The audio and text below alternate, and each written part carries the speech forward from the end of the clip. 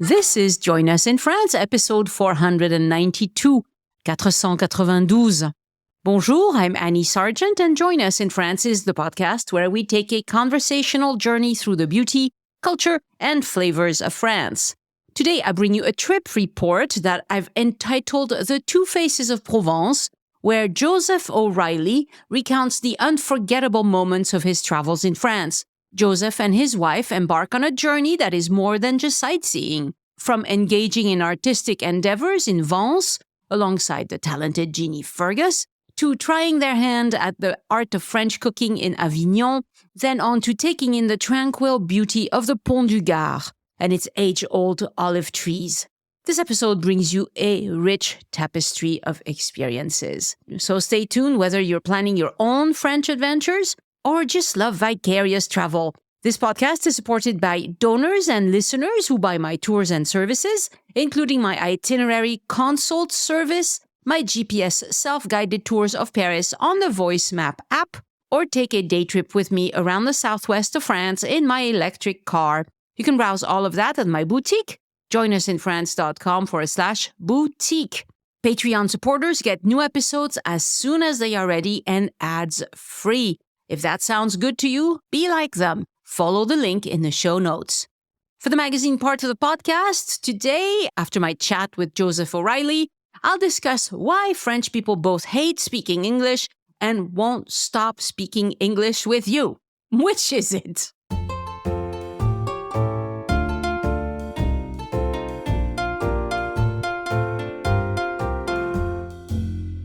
Bonjour, Joe O'Reilly, and welcome to Join Us in France.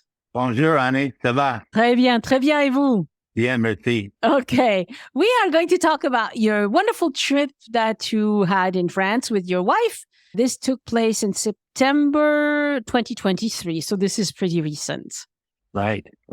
So how many times have you been to France, and what path did you take, more or less? Well, this was our third time to France. When I turned 50, and that's many, many years ago, my wife took me to Paris. We were there about 4 or 5 days. We weren't on a tour. We did see a lot of things, but on the way home, she said, you're the only person I could talk to for 4 or 5 days. I couldn't even eavesdrop in conversations in restaurants because I couldn't understand people. And she had taken French in high school and some in college, but when you hear speakers, it comes at you pretty quickly. And it's harder, isn't it? She was disappointed I was the only one she got to talk to. But then last year, we got to go to the Dordogne. We spent a week in Paris with some friends, and we spent a week in the Dordogne at Saint-Jean-de-Caux. It was really wonderful. So this year, we have a good friend who comes to Louisville twice a year for, she's a great watercolor painter, and she comes twice a year for art shows, big outdoor art shows. And I was talking to her about a year ago, and she was telling me about, she takes 5 one-week trips a year, 3 to Italy and 2 to France, and she brings people with her, and they paint. Oh. And she said, you should come. I said, well, I don't paint. She said, that's not a problem. Well, so we started talking about it, and I decided I better learn how to paint a little bit, and I did. And we went over there with her group for the last 8 days of our trip. We were in France about 18 days. The last 8 days were with Ginny Fergus and her group, and it was great. And that was in Vence.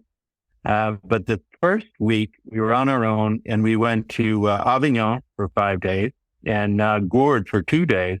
We didn't know about your podcast a year ago, so we worked with a travel agent and made our accommodation plans. Then I started listening to your podcast, and we talked to you, and you gave us a great itinerary for that first week when we were in Avignon and Gard, and got it to us virtually overnight, about a 70-page document. It was wonderful. It was very helpful. And that's how we negotiated our first week in France. But it was a glorious trip. We had a great time. That's great. Yeah. So it's true that it really helps if you spend the right amount of time in the right places. Because Gard, as you know, I mean, you know it now, it's pretty small, right? It's really not a big place. And if you decide to spend a whole week there, well, without a car, it's like boring. But you had a car, right? I don't remember what we discussed. I've done so many of these. Yeah, we picked up a car after about 4 days in Avignon. We picked up the car, and at that point, we drove to Uzès and the Pont du Gard. and we stopped at the Candy Museum, Marybeth, Yes. and we went to the Arville Museum. That was very interesting. And then we got to Uzaz and walked around, a beautiful place. We were a little late to eat lunch. We went to the tourist center, I guess you'd call it, and we had a fun time with a lady in the tourist center. She was very helpful. She had a good sense of humor. I was asking her about Tomato Blue, the pizza place, one of the pizza restaurants you had mentioned, or one of the restaurants you'd mentioned. And she told me about a pizza place down the street. It was basically O'Reilly, Pizzeria O'Reilly, kind of a French version of O'Reilly. And we walked over there. Unfortunately, it was about 2:00 and they had closed. Yeah. So we didn't eat lunch in Uzaz. We had some ice cream. And then we went on to the Pont du Gard, which was fantastic, amazing. Yeah. Can't believe they didn't use any mortar when they built it. And it looks wonderful. I mean, It's it doesn't look like it's falling down at all. Yeah. It's Saw the beautiful. oak trees that you talked about. That was amazing. The Olive sea trees. Olive trees that had Yeah. been around since 900 or so. Yeah. And I'm surprised they were able to transplant them and that they survived. Yes. So this is interesting. These trees are a couple thousand years old, but they were transferred in the 60s or 50s, perhaps. I can't remember. Because they were in a mountainous place in Spain and they were not thriving. They could tell that they were not going to live much longer. So they transferred them to the Pont du Gard. There's 2 of them, and they look like they're happy as can be there. They've got a lot of character. You Yes. know, when a person gets older, their skin gets a little wrinkled and everything, unless they're dealing with Botox. These trees have a lot of character. They're very gnarly and majestic. They And sure they were do. wonderful to see. Yeah. And they're paired well. They're paired well with the Pont du Gard, both very, very old places that have retained their dignity Exactly. and are very impressive. Exactly. It was wonderful. That So was a good day. let's talk about your favorite activities on this trip. You did quite a bit. I want to know what ended up to be the best for you. Our favorite activities, and I'm speaking for both of us, and I think I can do this. Marybeth's not here right now, but we're painting with Ginny Fergus and her group. She takes these trips over there, 2 times a year, once to Italy, once to France. And the name of her company is En Plein Air with Ginny Fergus. And there was 9 people. We stayed in Vence in a wonderful old family hotel and restaurant that only had 5 rooms in it. So we occupied the whole hotel. Wow. The restaurant was open to the public at night, so other people would come in at night. But during the day, we felt like we had our own private residence, The Great. family was wonderful. A young couple and the wife's mother run the hotel and restaurant. They have a dog named Cash, who we were missing our dog. And Cash would approach you if you wanted to be approached. He didn't bother you if you didn't like dogs, he would leave you alone. But if you wanted to be approached, he would come and be with you. And it was Smart wonderful. dog. When you're missing your dog, it's great to have a dog around. He was wonderful. So it was like a family. It was a family setting, and we felt very much at home. But we got an opportunity to paint and get some instruction from Ginny and to paint in different places in the Côte d'Azur area, and it was really special. That's great. So is this like it's not watercolor? It is watercolor. It is Yeah. watercolor. It Wow. is watercolor. That's pretty Which hard is, to do. watercolor is hard to control, but it's a lot easier to clean up. If you were traveling with oil paint, the cleanup and transport would be probably a lot harder. That's true. You'd have to, bringing it home would be difficult. You'd have to pick it up fun. on your next trip, I guess. Give it time to dry. It was fun. And that was our favorite activity. But a second favorite was when we were in Avignon, we made arrangements to have a cooking class with a local chef. And this chef brings people, she goes to Les Halles in the morning and you get to decide what you're going to eat. And she picks out the food and you get to see that. Les Halles was a wonderful indoor market in Avignon. Yeah. All the food was very, very beautiful, and Yes. it was very impressive. This lady's name is Ginny Fergus, and she used to run, I think, a brasserie in Paris. She was very pleasant, very funny. Once we were with one other couple, there was only 4 of us, and this other couple was a mother-daughter. The daughter had just completed her master's degree at the University of Edinburgh in nuclear physics. Woo! So she was obviously very bright, but very down to earth, very friendly. We had a wonderful time with them. Chef Gina walked us to her apartment, which was a short distance from Les Halles, and we helped her prepare some of the vegetables. And she did a Provençal meal on the stove, chicken and leeks, and she did a zucchini. She had a machine that turned zucchini into spaghetti, and she did a pesto and olives and garlic and low and slow in her small but perfectly organized kitchen. Wonderful.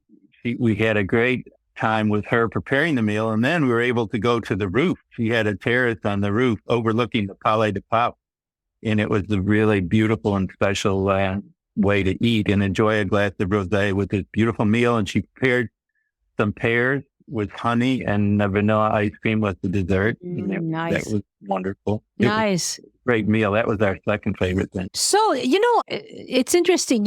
How did you find this person? Well, you had given us a number of recommendations, right? Some of which weren't available. And the one we really wanted was the chef, and we couldn't get in touch with her. I don't know if she's not doing it anymore or not, but we found it we Googled chef cooking classes in Avignon. Yeah. And we found her, and she was on that website that something with locals or something? Viator. Viator, We got her through Viator. And it wasn't inexpensive, but it was well worth what we paid for it. It was 4 hours. We spent 4 hours with her. And it was really neat to see a local person's home and have some contact with her. And it was a really pleasant experience. We loved it. There's a lot of tours like that where you start at Les Halles or at some market and you do your shopping and then you go prepare it together. I think most people really enjoy that. It seems to be a very popular activity, not just in Avignon, but in a lot of places. We loved it. It was really wonderful. Yeah. And she was just a lot of fun to be with, as well as being a very good chef. Yeah. And, overlooking the Palais des Papes isn't bad. I mean, that's a nice terrace right there. Oh, it was beautiful. It was really wonderful. Beautiful. All right. Let's talk about your third favorite activity. Our third favorite activity, when we got to Vence, one of the things that caused us to choose the trip to Vence, because one of her other trips was to Bonnieux in the Luberon. But I'm a big fan of Henri Matisse. Yes. And when Matisse was older, one of the places he moved to was Vence. And he was ill, and a lady who used to be one of his models helped nurse him back to health. And she became a Dominican nun. Oh. And the Dominican nuns wanted to build a chapel or a new chapel. And she asked Matisse if he would help.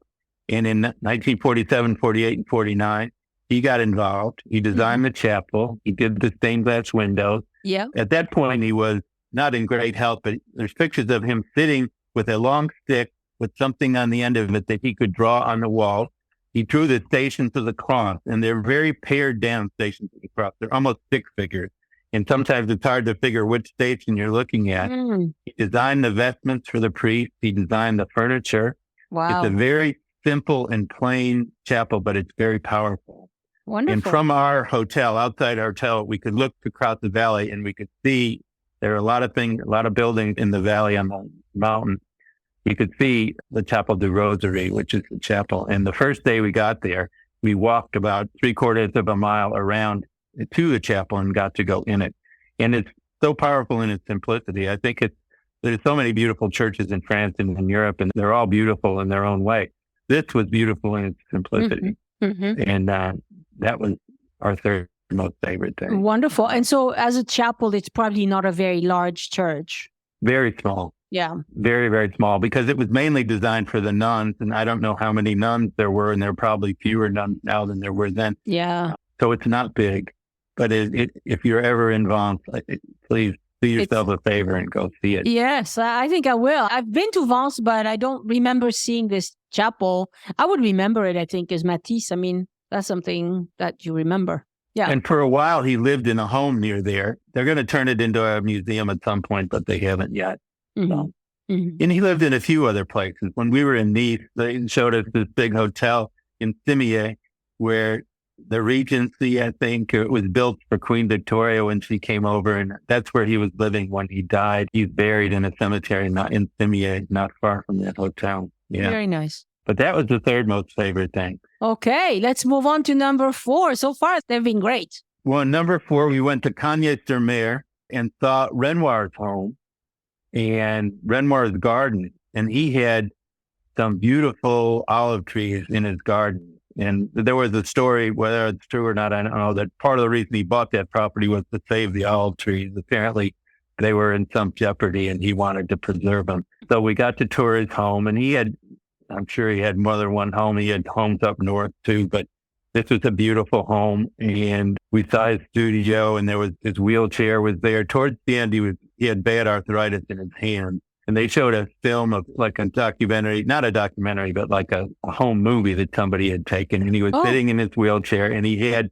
literally appeared to have brushes strapped to his hand. Wow. And he looked very old and very infirm, but he was still painting away. That was impressive. We had a picnic lunch there. And then we had an opportunity to paint in his garden. Oh. And not all of us did that. Some of us, we had 3 cars, a couple cars went back, but some of us stayed and painted in his gardens until the rain drove us away. But that was our 4th most favorite thing. Wonderful. So that sounds like fun as well. You know, that's one I know for sure I have not seen. I didn't realize you could tour this. Is this something that's open to the public all the time?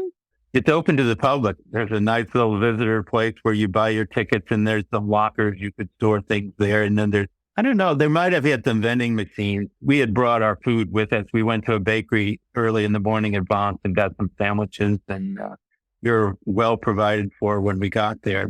And did you have to have special permission to be able to paint there, or was it just something you could do? It is something that Ginny arranged, and I don't know how difficult it might have been. We did have a guide while we were there, and the guide took us around, and Ginny got permission. I don't know how hard it is to get permission, but it's something. We didn't just do it without asking. She had arranged for it. And her trips were great.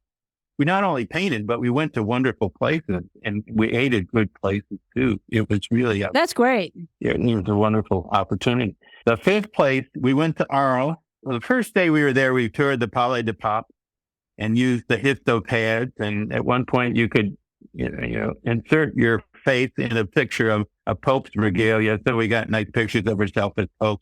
Now, the Palais des Papes is in Avignon, not in Arles. Avignon, yeah. It's enormous. There were about 7 French popes there, and each one added new stuff onto it. So it kind of looks like the castle that Jack built, but it's impressive. And that's what we did on Sunday. But on Monday, we walked to the train station, the Gare Fampa, which wasn't very far. And we took the train to Arles. It only took about 20 minutes, 15 or 20 minutes. It was close by. You get off pretty close to the old town, short walk. And we came to the old town. Then we came to the Roman Arène. We spent time in the Arène, which was very awe-inspiring. Talk about a place that was built to last. Yes, the Romans always did this. They just built amazing stuff. And the fact that they didn't use mortar on there is amazing. I don't know how they got those big blocks of stone, where they got them. But it was set up for a bullfight. They're still using that Arène, and it was set up for a bullfight. And I understand bullfighting, at least in Arles, is not fatal to the bull. They try to take ribbons off the bull's horn rather than, injure the bull. And when we walked outside, there was a picture of a painting done by Van Gogh where he had been to a bullfight, and he drew the crowd, and, they quoted what he had to say about it. So that was pretty neat. Mm-hmm. Then we walked around to the tourist center, and that was a pretty healthy walk. We might not have chosen the most direct route. I'm not sure. We went by a very moving memorial to the members of the resistance, which was very interesting to see. We got to the visitor center. It was busy. They were helpful. We ended up then going over to the Van Gogh Foundation, and that was interesting. They don't really own any Van Goghs. They had 5 on loan from other places. Van Goghs are so valuable now. I'm sure they have trouble affording them.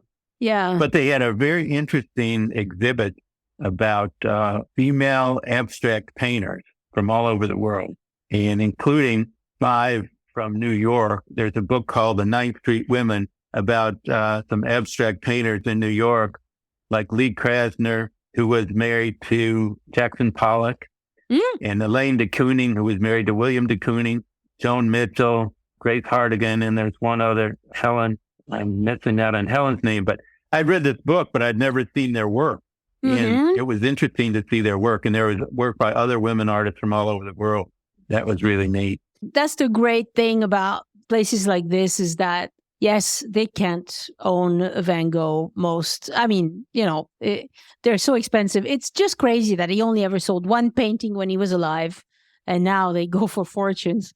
Such as the world of art, I guess. But it's always good that usually in these places they have some sort of exhibit, of other artists, and it's usually very interesting. It was. And I've thought of the name of the other artist. Helen Frankenthaler is the other artist that I was trying to think of. So their work's really interesting. And they were doing the same work as the men, as well or better, but they didn't get any publicity. Mm-hmm. Yeah. That's just the way it was. Yeah.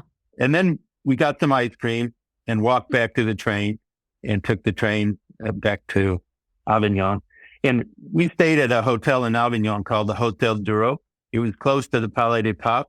And there was a big plaza in Canada, the Place Crillon. And it had 4 or 5 restaurants that had outdoor venues. So a number of nights we ate at different restaurants on the Place Crillon. It was very convenient. The first night we got there, we didn't get there till about 8:30 because our flight, we flew through Charles de Gaulle to Marseille, and the flight out of Paris was delayed 2 hours. So it was a little later when we got there. The lady at the desk was telling us to go to the Place d'Horloge, to some really nice outdoor cafe. And we tried to get to the Place d'Horloge, but it was dark and we weren't sure where we were going. And we just decided, heck, there's all these restaurants in front of the hotel. We're going back and eating in front of the hotel. We eventually made it to the Place d'Horloge, which was there was a merry-go-round there and a theater, a big statue of Molière in front of it. The theater might have been named after Molière. I don't know. Big church. And that was a neat place. There was a restaurant there that you had recommended that we ate at twice. We liked it so much. The Carrière du Palais, I think, basically in the shadow of the Palais des Papes. It was a really nice place. We ate outside virtually everywhere except our hotel in Vence. We ate outside, and it was really nice.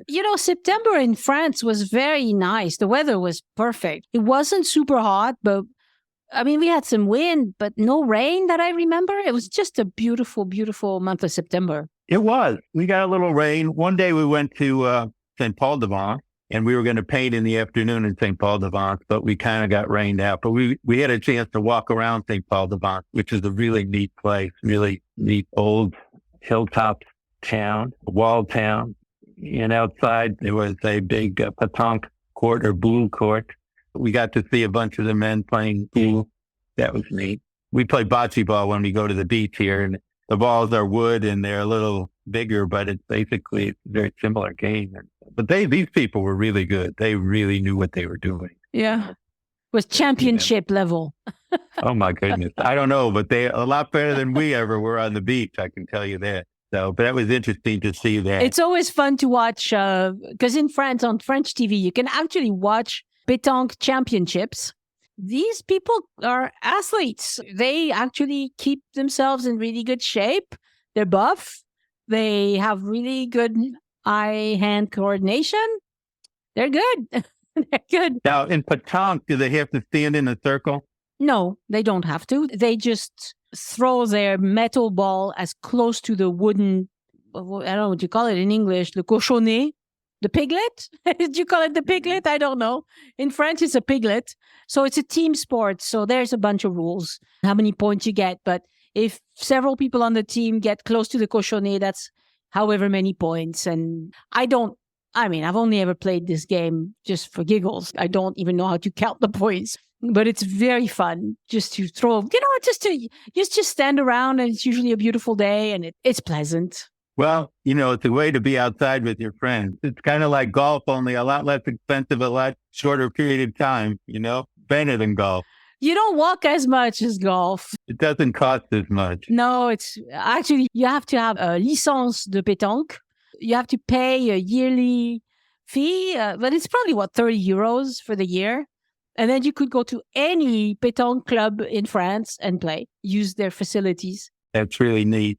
The sixth thing we liked was the Pont du Gard. We already talked about that. The seventh thing, we got a chance to go to Saint-Jean to the Villa Abruzzi Rothschild. Baroness Rothschild was one of the members of the family who married a gentleman named Abruzzi, who apparently was a big gambler and a bit of a rake. Eventually, she divorced him, but she built this really interesting home on the top of a big hill on a spit of land going out into the sea, and she had land on both sides of her, and she outbid King Leopold of Belgium for the property. Wow. And she's got about 8 or 9 gardens, different types of gardens all around.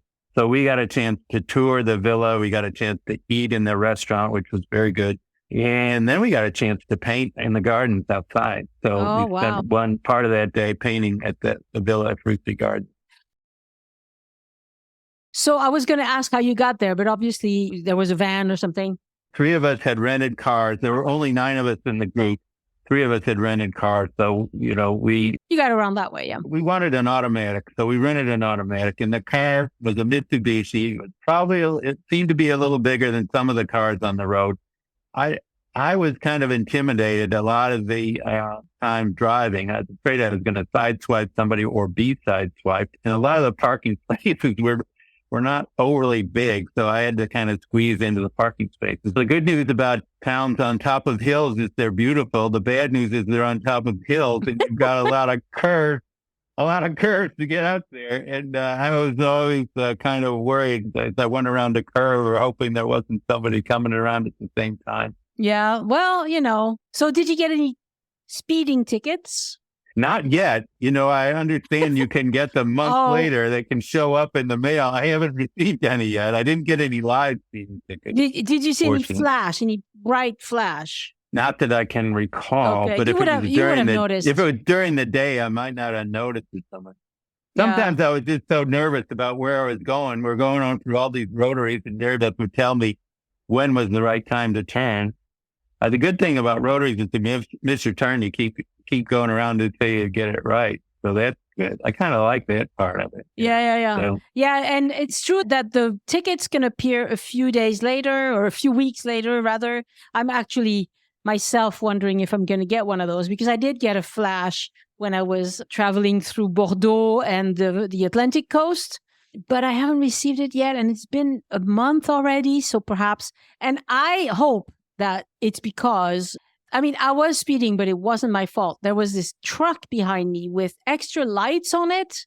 You know how some trucks install brighter lights or whatever?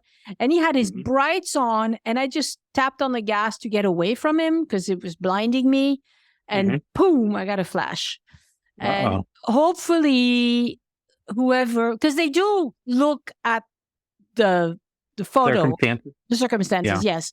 And hopefully they could tell that there was something super bright behind me, but I don't know. I'll keep you updated. Well, we're coming up on 2 months and we haven't gotten it yet, so hopefully we won't get one. You're probably okay. But I was pretty nervous. I was pretty nervous driving a lot of the time. Next time I would like to get a smaller car. I don't know if I could get an automatic in a smaller car now. This car wouldn't have been considered big by over here, but it seemed bigger to me than a lot of the other cars. Yeah. So you can get automatic in all sizes by now in France. As a matter of fact, most cars that French people buy are automatic because they're more efficient. Oh, really? Yes. This has changed tremendously in the last 10 years. Finding an automatic car is not difficult anymore. Even in the smaller cars, it's fine. It's true that it's intimidating when you're used to wide roads and wide parking spaces and wide everything. All this tightness is a bit much. But one day we were driving, when we were leaving Avignon and going to Provence and Luberon, we were driving to Opédy-le-Vieux. Opédy-le-Vieux, yes. And we're following the directions we thought of the GPS, but we get on this road that I swear it looked like a one-lane road. I don't know how. If anybody was coming from the other side, I don't know what we would have done. I didn't know if I was going the right way or the wrong way, but we went through this one-lane road. We get to the town, go up the hill to get into town, couldn't find a parking space, and everybody was looking at us like we were doing something wrong. I wondered if I was going the wrong way or not, but we turned around and got out at Opédy-le-Vieux. We never did stop there. We ended up going to Menère Oh, which is also pretty spectacular and has a parking lot. It did have a pretty good parking lot, but it was market day.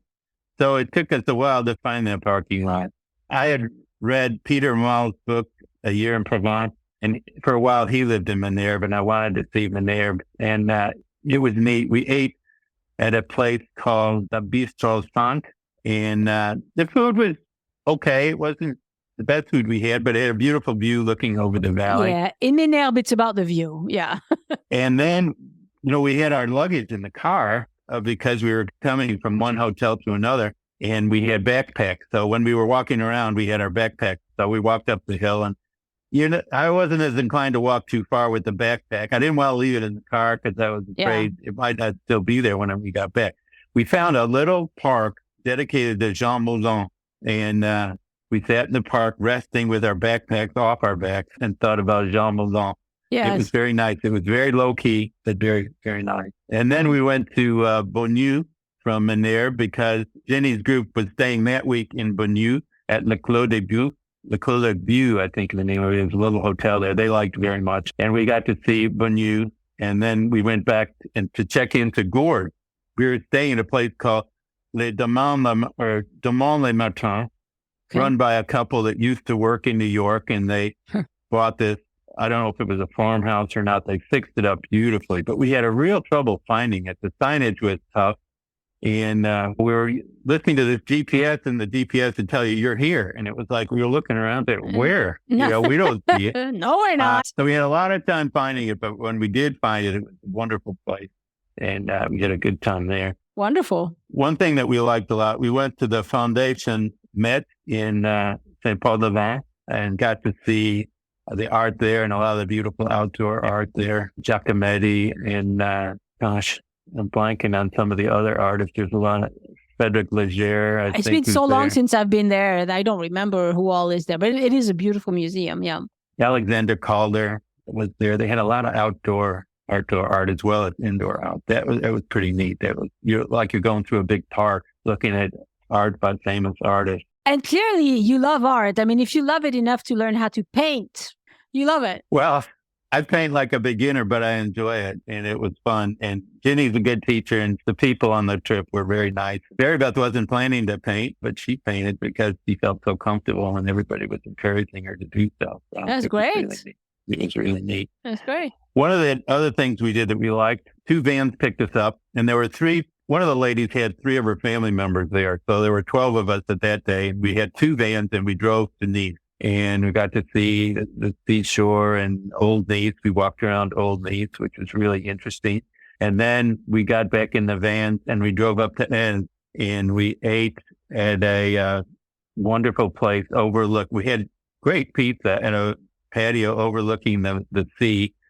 And then the Chevrolet d'Or was the name of the hotel. That's a fancy place. It was a fancy place. I shudder to think what it cost to stay there. A lot of the meals were included in what we paid for the trip. So I don't know what the pizza cost. It was probably the most expensive pizza I ever had, but it was a great setting. It was good. Okay, good. The pizza was good, and it was, to look out over the sea. You're kind of up high. It was really neat. Yeah. And then we walked through the town of Ez, which is really interesting. Very old, very interesting, very high.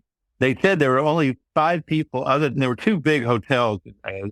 I think the other one, the Hotel Ez or something like that, but both of them looked very, very nice. And they said there were only 5 other people that own land in Ez. And so everybody's waiting for them to pass away so they can buy their land, Oh, wow.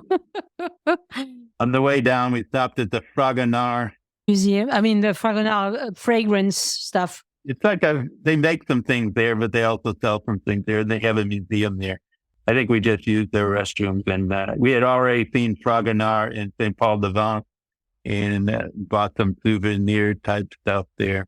So that was nice. Very nice. Well, it sounds like you liked all the places you went. Is there anything you did not like? Well, on the way home, we had a travel agent who really helped us the first part, and she decided it would be nice if we stayed in Nice for the last night rather than rushing to catch our plane, because we flew direct from Nice to Kennedy Airport in New York, which was nice. We didn't have to go back to Charles de Gaulle. And so we stayed at a Sheraton on the Promenade des Anglais. It's kind of a new hotel, very hard to find. The GPS was telling us we were there. We couldn't figure out. The signage was bad. They had parking underneath with a lot of other entities. And that was not an inexpensive place. I would never go back there. They had a restaurant, but they said on the first floor, well, we couldn't find a restaurant. Then they said, oh, it's upstairs. Up by the pool, they had a restaurant, which would have been, it was a kind of an outdoor place. It would have been a nice place to get a drink and a snack or something, but it was kind of windy. We ended up going next door to the Novotel and eating in their restaurant. And I had pizza again. It was really good. France has good pizza. I like pizza. Especially Provence. Yeah, Provence has good pizza. Oh, man, it was really good. In fact, when we were in, where was it? Uzès, we were dealing with the lady in the tourist office. I was talking about pizza a lot. She said, why didn't you go to Italy? You like pizza so much. Why didn't you go to Italy? There was one other place we went, Tourret-sur-Loup. It's another mountain town.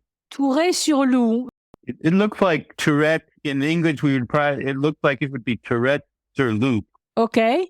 And it wasn't too far from Vence. We went there one afternoon. It was a beautiful, beautiful place. Another one of these gorgeous hill towns with all these windy little roads and interesting shops. Yeah, in the Luberon, there's so many. And they're teeny tiny. I mean, some of them, you blink, you miss it, but it's very, very scenic, a lot of these places.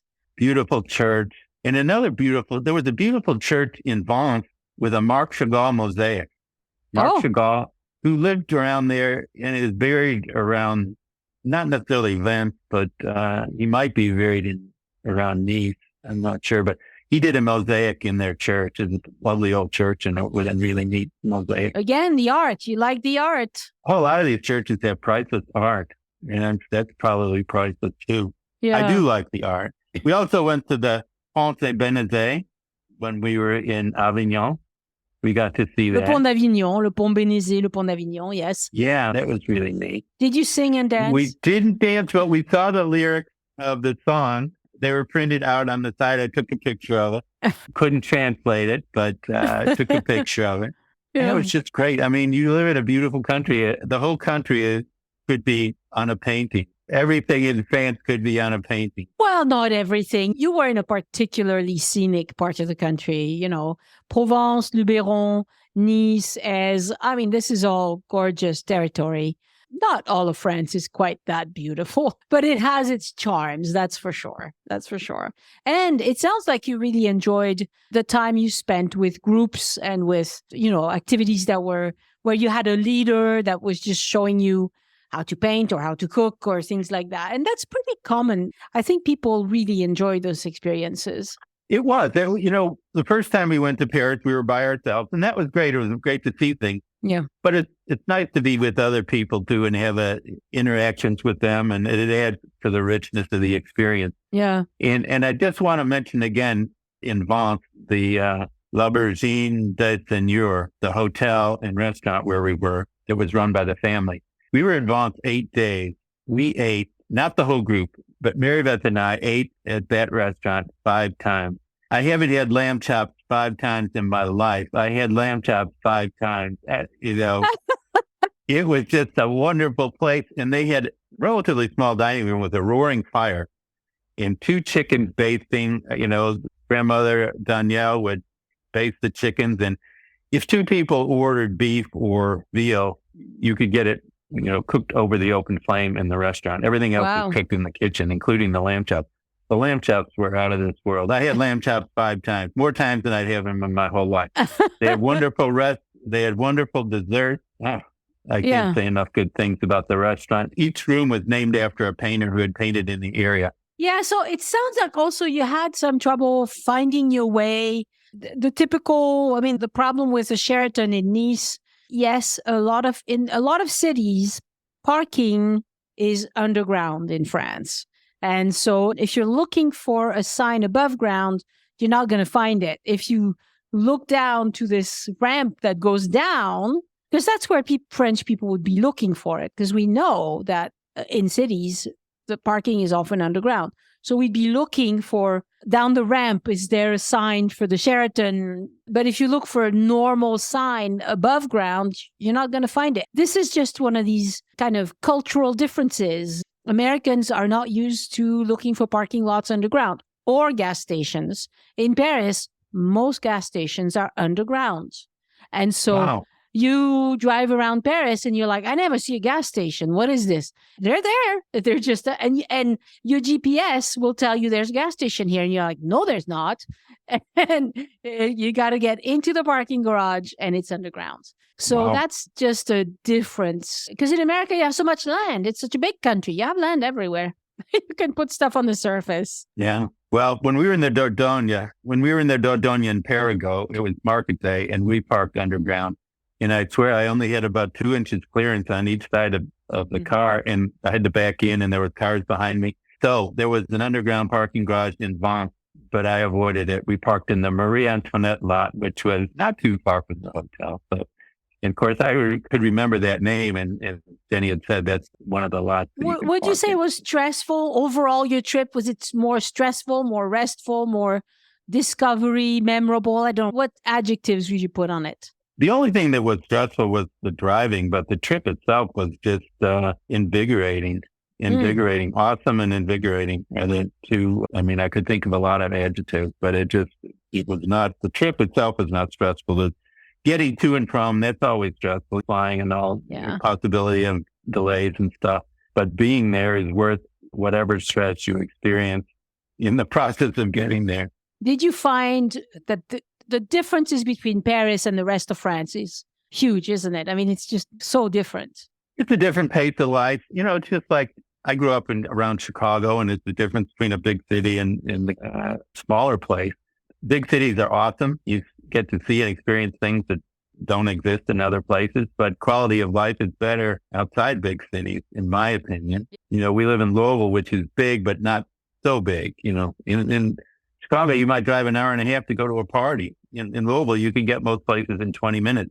And I think that's probably the same in the country of France. When we were in Saint-Jean-de-Cole, it was just very, very interesting and fun. I think the quality of life is better. And I felt that way when we were outside, in the countryside as opposed to Paris. I love Paris. I could spend a month in Paris and not get bored. So much to do in Paris. Yeah, so much. But it's not the same as the rest of the country. No. Yeah. It's charming. The rest of the country is really neat. The whole country. I mean, you live in a wonderful place. Well, thank you.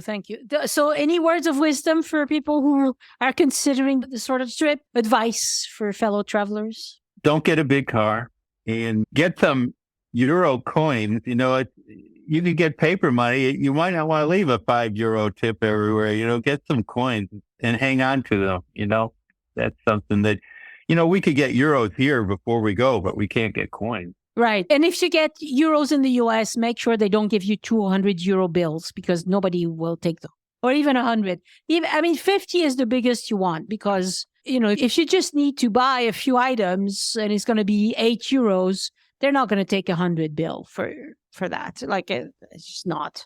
The other bit of advice I give is eat dessert. Don't hesitate. Eat dessert. Eat the pastries. Eat the croissants, the baguette, eat everything. You can walk it off, and we did walk a lot of it off. But even if you don't walk it off, you're not going to get the same stuff at home. So take advantage of the opportunities that you have. French people eat dessert. Like French people, if they go out to eat, they're going to do... First of all, we don't go out to eat as much as Americans. So, you might go out to eat twice a month or something in France. Well, in America, we used to go out to eat twice a week was nothing. So when we do go out to eat, we eat the whole thing. We get an appetizer, a main, and a dessert, and a coffee afterwards, and all of that. Whereas in America, it's more like, I want just this one item with the dressing on the side or whatever. Oh, no, French people are like, no, this is time to celebrate. We're happy to be here, so we'll have everything. It was wonderful. And the restaurant, we ate it at Le Berge. They had kind of two. You could get an appetizer and a main course was one price, or you could get an appetizer, main course, and a dessert. That was another price. Right. And they were good deals. The dessert special every time, and I had it every time, was profiterole. And oh my gosh. Chocolate, ice cream, pastry, all rolled up into one. You're making me hungry. Perfect dessert. If you go there, get the profiterole. and the lamb chop. Wonderful. Well. Fantastic advice, Joe. It's been a delight to talk to you. So do you think you'll come back to France? Yes. We'd like to go back on another one of Ginny's painting trip, But she hasn't issued the information for next year. And to tell you the truth, as much as I'd like to see the whole country, if she goes to Vence again and stays in that hotel, I'd like to go back and do that. We enjoyed that family so much. Yeah. Wonderful. Thank you for what you do. We didn't discover you until after the first of the year, but I've already listened to more than 500 of your 475 podcasts, and I look forward to getting caught up with all of them. And you just bring the country alive. You and Elise bring the country alive. I was a history major and I like art, so I love listening to what she has to add about history and art and everything else. Yes. It just brings France alive. And when you are a Francophile, you can't get enough of it. And I wish I had known about the podcast sooner, but I'm making up for a lost time by listening to everything I can. I don't know how you do it. You do so much just based on what I know of what you do. I don't know, you must not sleep very much. Oh, I sleep plenty. That is something that I sleep.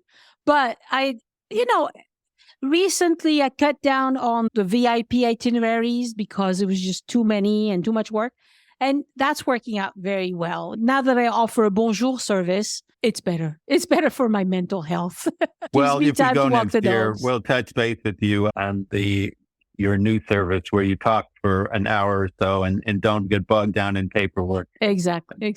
So, merci beaucoup, Joe. Merci, Annie. It's been a pleasure. Au revoir. Au revoir.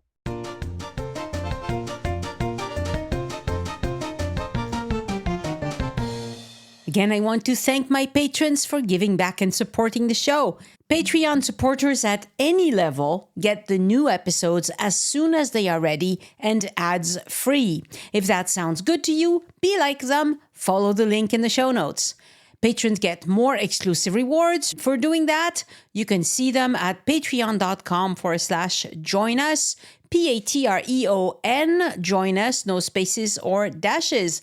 And a shout out this week to new patrons, David Shen and Cherie Noel. And to all my current patrons, it is wonderful to have you on board in the community of Francophiles who keep this podcast going. My thanks also to Susie Greenberg for your one-time donation using the green button on joinusinfrance.com that says tip your guide. Susie added a message about how she can never thank us enough for the podcast because a trip to France with a relative was the occasion to create deep connections with a family member who has since passed away. Thank you, Susie, for sharing your journey with me and Elise and for your kind support of the podcast. And to support Elise, go to patreon.com/EliseArt, ELYSART. And if you've been a $5 patron for a year or more and you're going to Paris, message me within Patreon and I'll give you a free code to one of my voice map tours of your choice. This is also good for people who join at the $5 level and select yearly support. They'll get a free tour code in return for their wonderful support. Thank you very much. I'm always looking for new patrons because I gain some and I lose some. And so it's important to grow the listenership and the patronage. Today, I'm going to read some reviews of my Montmartre tour. I love that my older tours have hundreds of positive reviews. But please, if you're in Paris, walk my new food tour of Les Halles. It needs reviews. It's so new. And it's just as good as the other ones, I assure you. So one person says, we have been to Montmartre many times, but we saw so many things that we had not before. The history descriptions, so informative and interesting. The stories we loved and the wonderful instructions made it so easy to use. Another person wrote, a great tour with lots of information, would highly recommend it. A third person wrote, a really nice tour, not too long, not too short, good info. We did get lost twice, but maybe that's just us. Yeah, it's, some people find it easier to navigate than others. That's just how it works. And one last one, absolutely fabulous. We arrived to Montmartre and throngs of people. Without the expert guidance, we would have been overwhelmed and completely unsure of where to go. 10 out of 10. Thank you so much for your reviews. And like I said, please walk my food tour. It is excellent. You will love it. And it needs reviews. And the only people who can review are people who take it. So that's why you are very important in this operation. Let's talk about how French people react to foreigners speaking French. Here I'm going to talk about the psychology of French people when it comes to speaking English. What gave me the idea is that someone named Robert Bennett Levin wrote this on Quora. I'm fairly fluent, having studied and spoken the language for 50 years since I was 15. I never cease to be amused here in Paris, where I live, that if I say to a French person, "Parlez-vous anglais?" I'll usually get a peaked facial expression and an answer of non, or un petit peu, a little bit. However, as soon as that person learns that I'm a francophone, they're off with the English. And that's the language that they want to use with me. Yes, it makes a big difference. I think most native speakers who live in France have experienced this. Most French people hate being put on the spot and forced to speak English. But as soon as they know that that's your native tongue and that you also speak some French, they want to practice their English with you. By the way, when I lived in the US for a long time and people found out that French is my native tongue, not a one of them insisted on speaking French, possibly because they didn't know any French at all. I don't know. But it's a very different experience for French people who go to the US. But it's a fact that French people are really, really self-conscious about their English pronunciation. Perhaps the endless teasing on American TV about French accents has something to do with it. Think Pepe Le Pew, for example. Not only is that character overly confident, he's relentlessly pursuing Penelope Pussycat, but he stinks. And he has a strong French accent. What's not to tease, huh? Now, I don't remember ever seeing that cartoon on French TV growing up in France. Somehow, that cartoon did not sell well in France.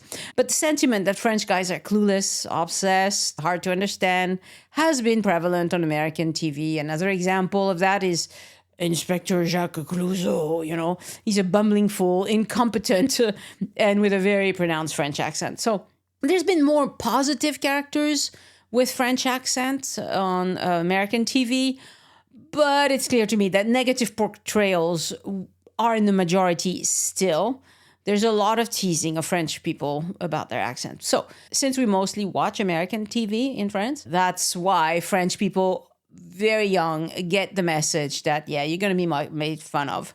So, French people think that their accent when speaking English makes them seem stupid, even if what they say is grammatically correct, even if they learn the language very well. The other thing is putting your tongue between your teeth to make a correct sound. It makes French people cringe when they first try it, and perhaps making a correct French R, like, has the same effect on you. To make the right sounds in a new language, you need to move your tongue and your mouth in ways that don't feel natural. And I'm sure you've experienced this when learning French or any other language than your native tongue. So, learning a new language is difficult. There are barriers that are emotional in nature, like the fear of being teased or looked at as less intelligent, the fear of looking strange, doing weird things with your mouth.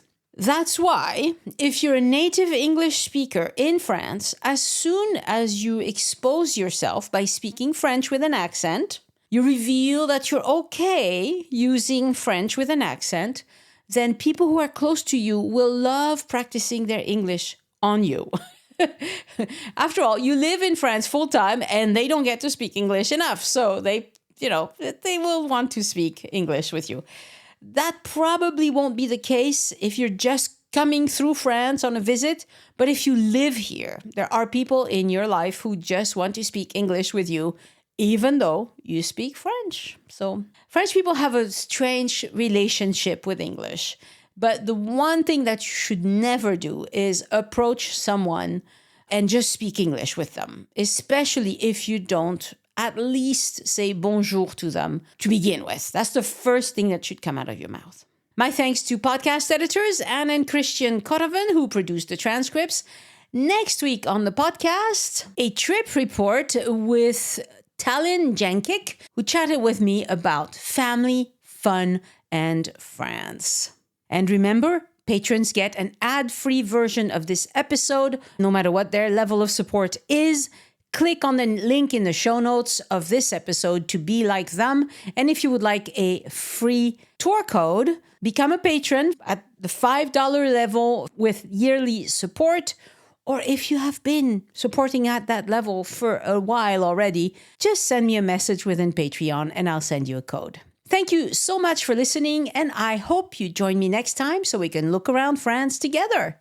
Au revoir. The Join Us in France Travel podcast is written, hosted, and produced by Annie Sargent and copyright 2024 by Addicted to France. It is released under a Creative Commons Attribution, Non-Commercial, No Derivatives license.